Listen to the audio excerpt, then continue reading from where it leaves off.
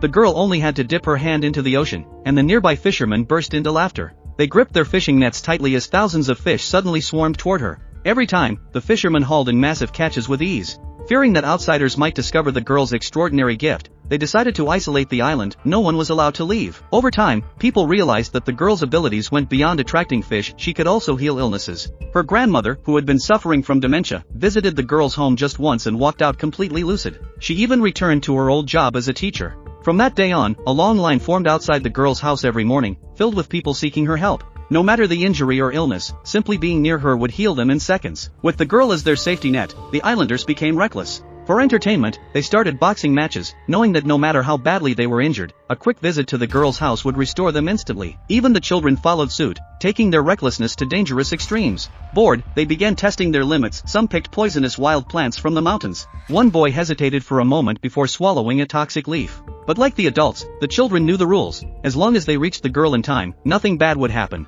The poison took 15 minutes to take effect, plenty of time to make it to her house. Realizing what had happened, the other kids rushed to alert the boy's parents. His mother carried him to the island's hospital, but by the time they arrived, he had already stopped breathing. Even an emergency stomach pump couldn't save him. The islanders' last hope rested on the girl, but while her powers were incredible, bringing the dead back to life was beyond her abilities. The boy's death weighed heavily on the girl. If she had been home, he wouldn't have died. She blamed herself entirely. But what happened next was even more terrifying than death itself. That evening, as her mother was preparing dinner, she accidentally cut her finger. Normally, the wound would have healed instantly, but this time, it didn't. Panic set in. Had her daughter's power stopped working? To test it, the girl's father made a deep cut on his own palm. He waited, breathless. The wound remained. Had the girl's gift truly disappeared?